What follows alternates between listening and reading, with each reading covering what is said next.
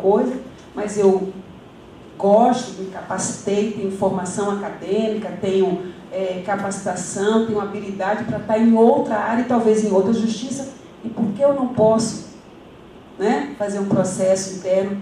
Isso, para um período novo, que vem agora, em que a gente vai ter diminuição de concursos, né?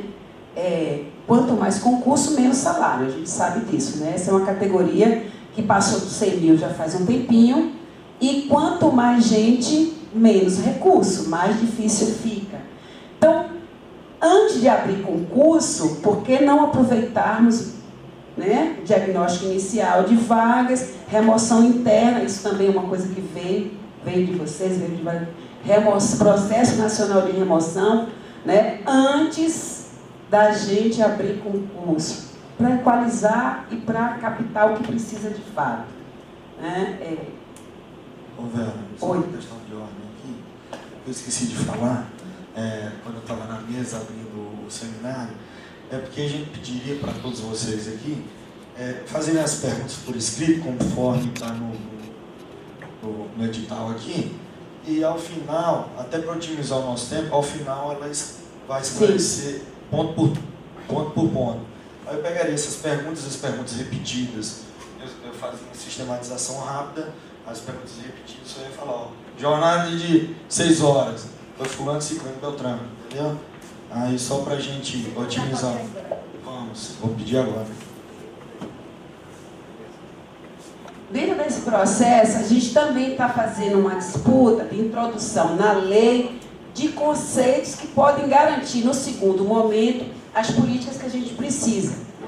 Não custa nada, não dá dinheiro no primeiro momento, mas eles norteiam o que nós vamos construir no segundo momento. Então, quando a gente diz que plano de carreira é conjunto de princípios, diretrizes e normas que disciplina ingresso, institui oportunidades, incentiva a capacitação e a qualificação e define critérios de evolução na carreira, a gente está dizendo, olha, a instituição tem a obrigação de nos capacitar, tem a obrigação de abrir a oportunidade de eu me desenvolver e de eu mudar de área, de me mobilizar e de evoluir. Então, ela vai ter que ter, no segundo momento, para isso, retribuição pecuniária. Isso não é dinheiro hoje, mas isso é o que a gente abre, estabelece para a construção de mecanismos que vão gerar a retribuição pecuniária, independente da discussão da database, ou independente da greve, da reposição de perdas. É preciso que o servidor tenha um mecanismo de crescimento, né, e de evolução também pecuniária, que vá até a aposentadoria dele. Ele não pode parar no 13º padrão. É o investimento, exatamente, não é o dinheiro hoje, mas é o dinheiro amanhã. A ideia é essa. Então, a gente tem isso, tem o conceito da trajetória de carreira, que é o ingresso do servidor no cargo público até a sua aposentadoria ou desligamento por qualquer motivo, sendo regido por regras específicas de ingresso, de desenvolvimento profissional e de remuneração. Cargo, né, que é o conjunto de atribuições, competências e responsabilidades que são cometidas ao servidor previsto na estrutura organizacional. E aí vem um conceito que é importante, porque é onde nós vamos estruturar a evolução por dentro do cargo.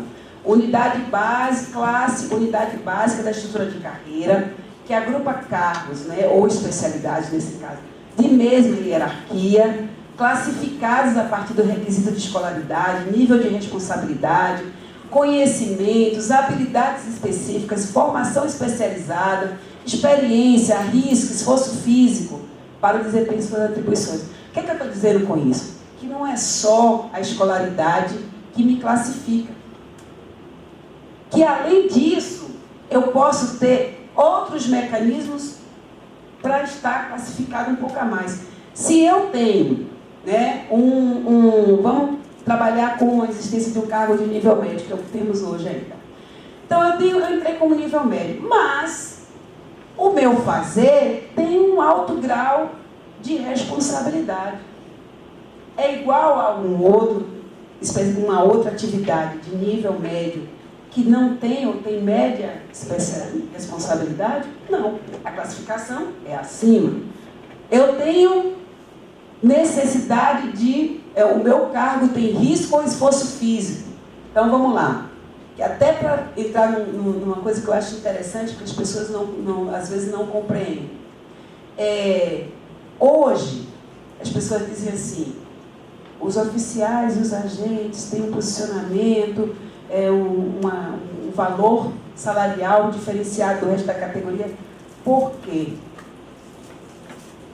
Porque as atividades deles exigem, além da responsabilidade, além dos conhecimentos e do requisito de formação, que pode ser igual ao do técnico ou do analista, risco. E aí, se eu quisesse estabelecer uma classificação por dentro, eu poderia classificá-los diferenciado digamos, do mesmo profissional, com a mesma exigência de escolaridade, que tem um grau menor de responsabilidade.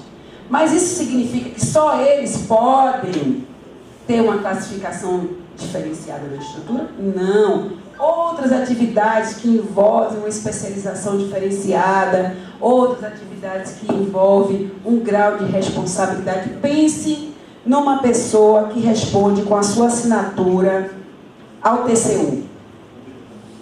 Ela pode ter até eu me lembro de uma menina que disse assim, eu sou conformista. Não sei se o termo é exatamente esse.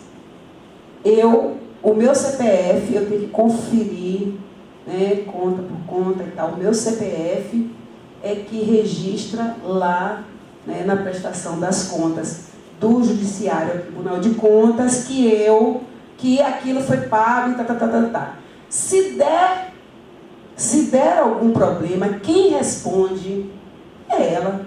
Pense no grau de responsabilidade de uma pessoa cuja atividade é de complexidade muito menor. Ela vai conferir e dar a fé de que aquele processo foi feito, empenhado, pago, não sei o que e tal, e arquivado, com toda lisura, sem nenhum problema técnico. Controle interno. Então, como que a gente diz que isso não tem um alto grau de responsabilidade? Como que a gente não tem absolutamente nada diferenciado para uma pessoa que vai botar o seu CPF em risco? Ou CRE, ou CRM. Ou CRM. Isso, entende? Eu sou responsável por cuidar, fiscalizar as estruturas. Se cair um prédio, se tiver um ambiente insalubre, é o seu. E isso tem que ser diferenciado. Hoje a gente não tem. E assim, isso significa que tem que ter função? Não necessariamente, já que função é uma coisa para uma execução temporária.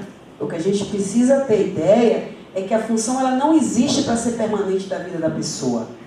Entende? As funções gerenciais, elas são temporárias. O que nós precisamos é organizar essas atribuições e dar a ela o seu peso. Então, eu tenho que mensurar este fazer e quanto que esse empréstimo que ele dá, essa atividade que ele exerce, ele pesa, ele pode ser valorado de acordo com o esforço que é feito, de acordo com a responsabilidade que é exercida, de acordo com o risco que ele é imposto, entende? Ou mesmo com conhecimento especializado, já que tem funções que só podem ser exercidas mediante uma especialização a mais do que era o ingresso.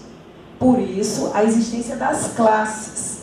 Hoje ela não existe. Hoje a classe que você tem nivela os padrões e você não muda para nada. Você segue a vida. O que é que nós queremos? Para cada classe, tantos padrões, entendeu? Então, é como se você vai ampliando a tabela, porque você vai traduzindo outros níveis de valoração para fazeres que já são diferenciados. Isso é uma coisa que hoje o conceito não diz nada, mas para essa construção posterior vai dizer tudo. Porque eu posso hoje chegar e não ser o cara que vai poder garantir o CPF, porque eu não tenho ainda a formação, porque eu não fiz uma capacitação. Mas amanhã eu posso e eu vou mudar de classe.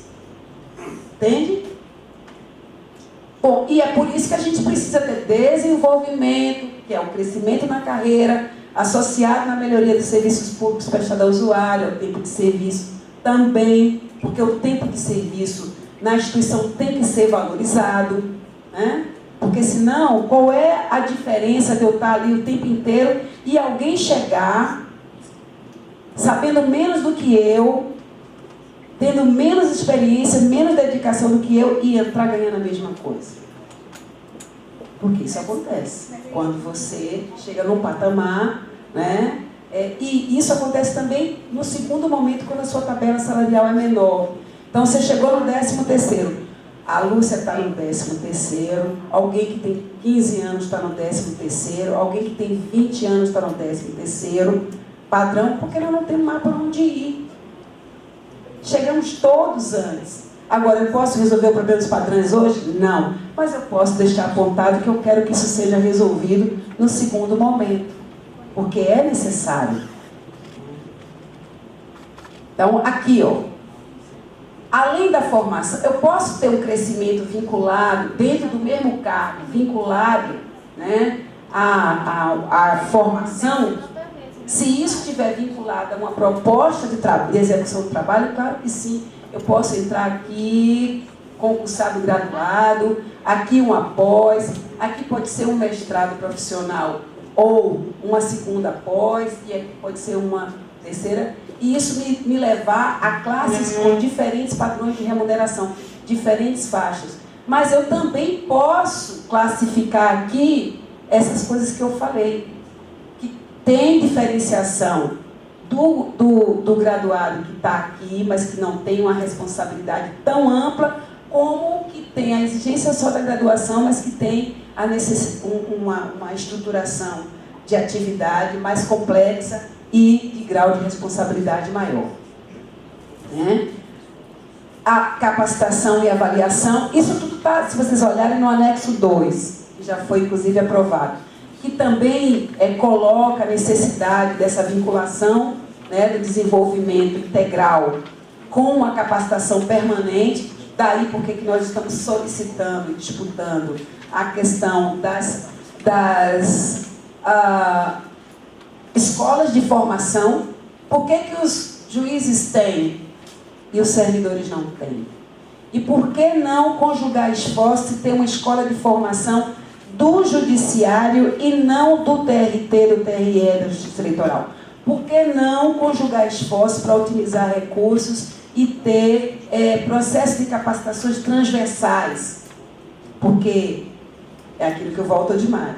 O engenheiro é engenheiro em qualquer outro, né, tribunal. O que vai fazer processamento tem algumas diferenciações e tem algumas especificidades, que só acontece na eleitoral, que só acontece no trabalho, que só acontece na Justiça Federal. Mas tem outras que são gerais para todo mundo. Então é importante que a gente também incentive, até para sobrar dinheiro para a gente, a cooperação, né, e a integração das políticas de desenvolvimento por todos os fóruns. Por isso que a gente está trazendo esse processo. A ideia da avaliação aqui é apenas de diagnóstico, né? Ou seja, na verdade, hoje em dia, os processos de avaliação de desempenho eles são muito ruins, porque, primeiro, ou ele é punitivo, segundo, ou ele não existe. As pessoas se o chefe avalia, né, não pensando naquilo que o servidor precisa, porque ele vai precisar, claro, fazer o desenvolvimento dele, mas não assim, bom, eu posso ficar aqui uma capacitação. O que nós queremos é que, em vez de seja uma avaliação do desempenho, que ele seja um processo pedagógico anterior que diga o que é que essa equipe de trabalho, por exemplo, e aí tem que ser uma discussão em equipe, né, o cartório, né, a secretaria, o juizado, tem que dizer o que é que a gente precisa aqui. De capacitação, de infraestrutura, de quadro de pessoal, é para isso que a gente precisa de um processo de chamado avaliação diagnóstica. Aqui é o que eles estão utilizando, né? E a remuneração é parte desse conceito complexo. E nós, engraçado que eu digo assim, o processo de 2008 foi tão bonito que lá a gente já colocou o que a gente pensava sobre gestão por competência antes mesmo dos tribunais discutirem. E a gente disse, sim, a gente quer treinamento para todo mundo, com toda a tecnologia disponível, porque a gente quer escola de formação, a gente quer concurso de 2 etapas. Isso aqui é gestão por competência. A gente pediu lá para fazer avaliação diagnóstica antecipada, para ver se tinha quem está doente, quem está para aposentar, se o quadro que tem de trabalho para o próximo período é suficiente, que tipo de meta tem que ser, né, estabelecida, que tipo de capacitação pode dar condições de cumprir e que tipo de estrutura era necessária. Nós falamos sobre isso. Falamos sobre como que a gente queria a remuneração para evitar a questão da competitividade e dissemos que isso tinha que estar no plano de carreira. Então, nós fizemos o dever de casa lá atrás. E eu acho isso muito bonito. Quando eles disseram lá no debate, eu falei, olha, a gente tem isso. Vamos mandar para vocês que o nosso exemplo já está pronto. Eu até falei com o Alexandre ontem, eu peguei uma publicação do Ministério do Planejamento sobre os 4 modelos de carreira que eles negociaram ao longo dos últimos 12 anos, que eles acharam mais relevantes. 3 dos 4 modelos obedecem ao mesmo que a FENAJUF discutiu em 2008. Então, nós estamos muito bem. Nós precisamos atualizar o debate e não refazer a roda. E recomendo que as pessoas leiam o projeto 2008, tirando várias questões que a gente, obviamente, da coisa das corporações, que tem que ter, porque assim, nós somos corporação. O projeto de gestão ele é perfeito, ele se ajusta a essa demanda de modernização há muito tempo. Então, já falei das áreas, né? A gente tem esse tipo de estrutura. Hoje a gente sabe que, por exemplo, hierarquia de cargo, embora a gente tenha que dar uma certa relevância, não é mais a realidade, porque as hierarquias, hoje a geração é em rede, então está tudo muito aproximado. Qual é a grande diferença do cargo de analista para o cargo de técnico? A grande diferença. As diferenças estão mais aproximadas porque tem sombreamento, entende? As áreas têm sombreamento. Mas isso porque o processo de trabalho evoluiu e nós não repensamos e não atualizamos as atribuições e criamos outras questões que hoje existem. Ou, por exemplo, área de pessoal. O pessoal contrata um mentoring, contrata um coaching. Maravilhoso. Nós temos servidores aí a dar com pau. A Ana Cláudia, por exemplo, é uma mentoring e uma coaching. E por que não ela está capacitando e formando vários mentores, vários coaches para ajudar as pessoas a construir não só as suas próprias carreiras, mas ajudar as instituições a fazer uma gestão de pessoal boa. Porque o TCU diz que a gestão de pessoal do Poder Judiciário é muito ruim. O TCU botou lá no acordo. Podem acessar o acordo depois que vocês vão ver o acordo de 2013, já dizendo assim, olhando todas essas deficiências, dizendo assim, não existe gestão de pessoas. Então, o ideal é trabalhar mais com estruturas de rede mista, né? Que a gente possa ter mobilidade, trabalhar com segmentos, os macros processos, né? Ou áreas melhor desenhadas, mais flexíveis, porque nós estamos entrando num momento em que a gestão do trabalho é fluida, ela não é mais algo sólido. Então, assim, isso aqui é um copo, isso aqui é uma cadeira. Não, as coisas estão se permeando também. Então, a gente tem, né, estruturação de carreira através de cargos, de linha hierárquica, e dizendo assim, isso aqui a gente já sabe que não serve. Eu sou auxiliar, entro auxiliar, só sou auxiliar. Minha carreira é dentro do cargo de auxiliar. Eu sou técnico, minha carreira é só técnico. Sou contador, minha carreira é só contador. E isso é o que nós temos hoje no projeto.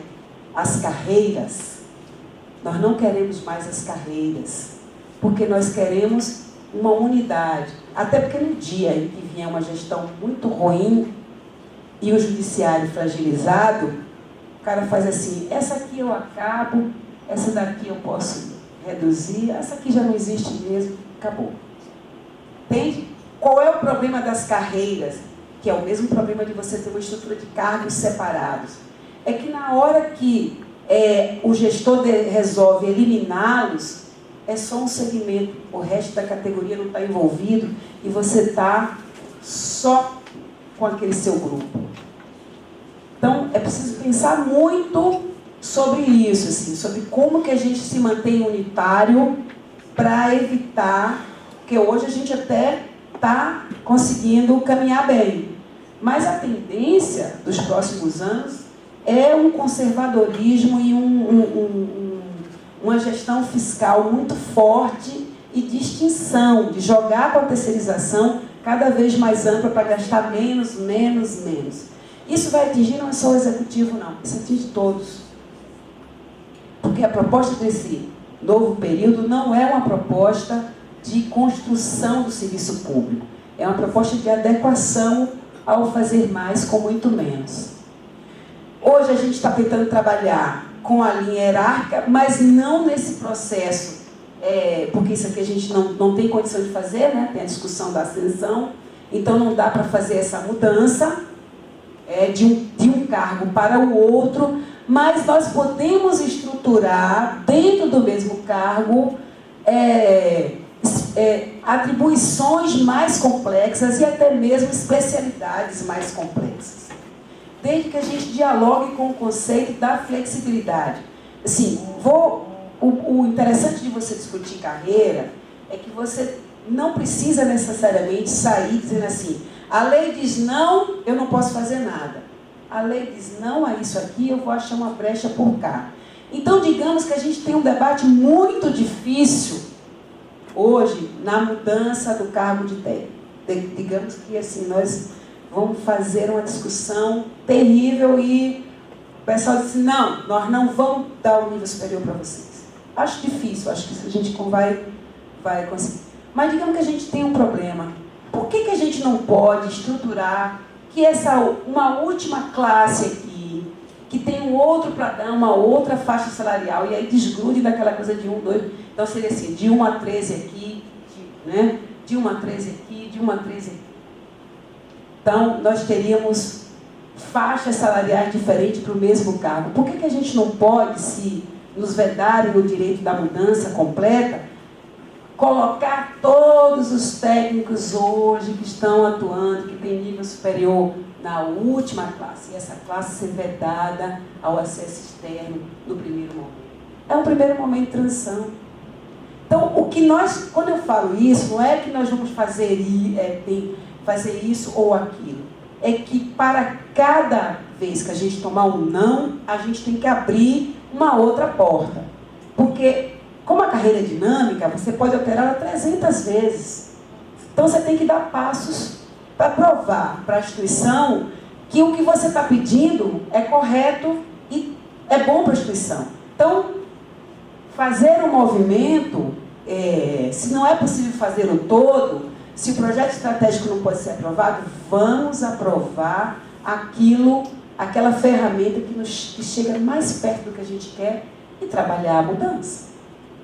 É como você está fazendo mudança, é uma casa, sua casa. Então hoje a minha sala está assim, mas daqui a 10 anos, 5 anos eu cansei dessa sala. Meus filhos cresceram, então um quarto vira gabinete, o outro, né, eu já estou mais velhinha, vou botar umas barrazinhas de sustentação, porque eu não vou conseguir, né? Meu banheiro tem que ser maior. Carreira é a mesma coisa, gente. A gente tem que ir mexendo nos espaços e nas estruturas para adequar a quem está chegando, mas também para quem está ficando. E isso não se faz olhando capítulo por capítulo, artigo por artigo da lei.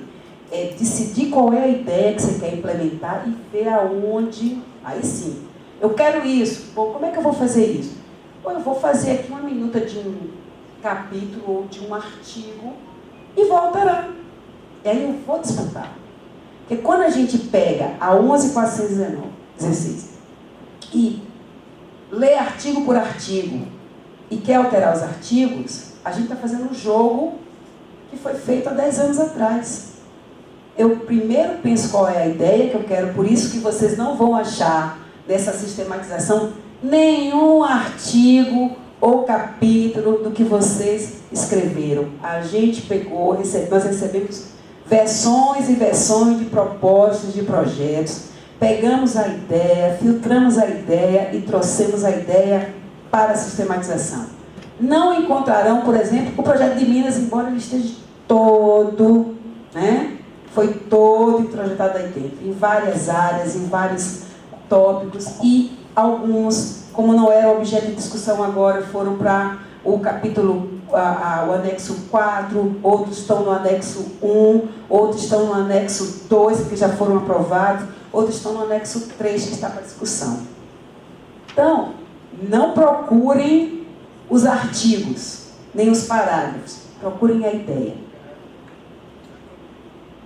Algumas estruturas, isso aqui é mais para regrar a questão das funções comissionadas, ou seja, o que isso aqui quer dizer? Esqueçam a estrutura, ela como é, porque ela já dá uma polêmica, o técnico está aqui embaixo e tal. Isso é só uma ideia gráfica.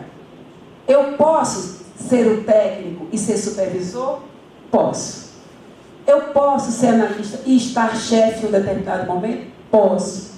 Eu posso continuar decidindo que só quero ser um especialista da minha área e não quero fazer nada daqui? Posso.